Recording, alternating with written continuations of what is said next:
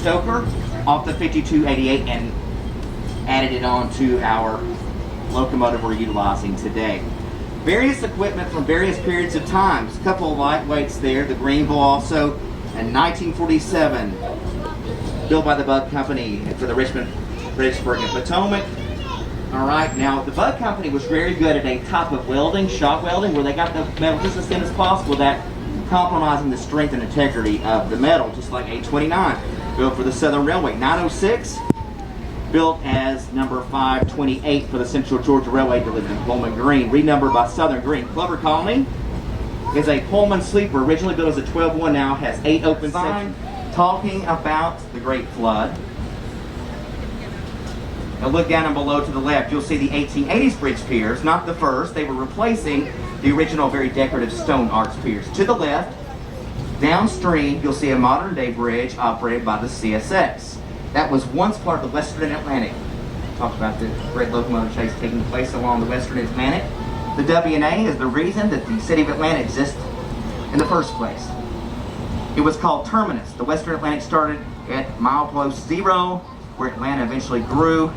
It's then named Marthasville after one of the governor's daughters, and later thinking about the ancient city of Atlantis and hopefully thriving Atlanta.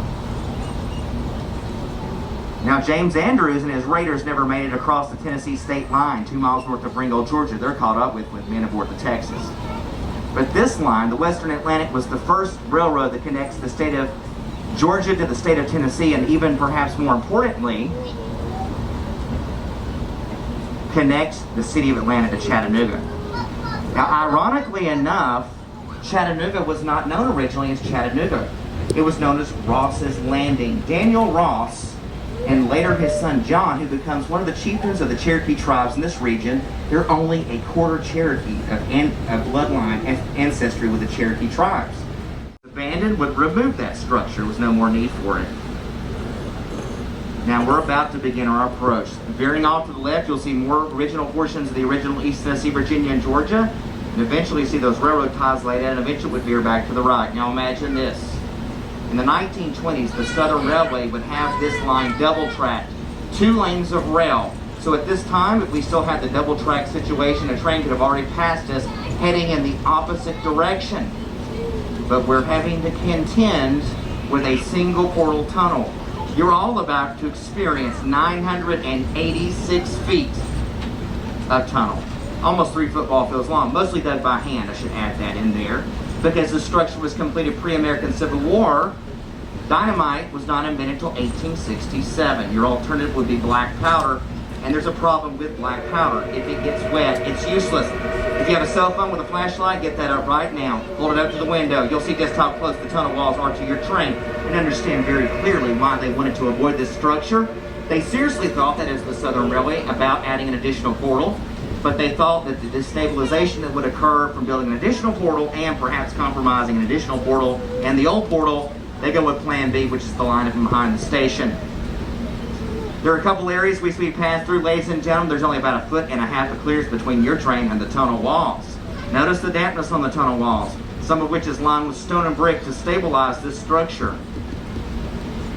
Ladies and gentlemen, named after Colonel James Whiteside, a notable stockholder investor in the original railroad, as well as a leader in the Chattanooga area, Whiteside Tunnel.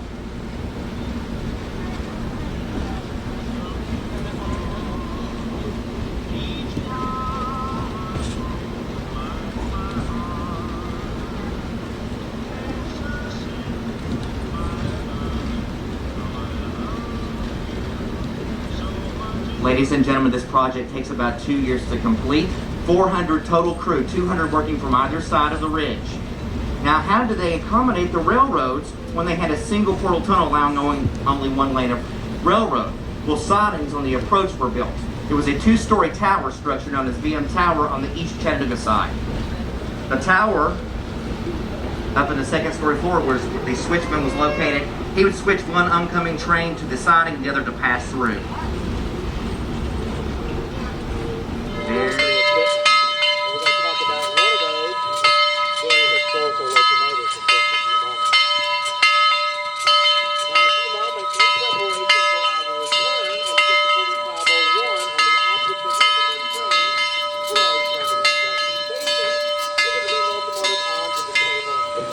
Philadelphia. It was the very first 282.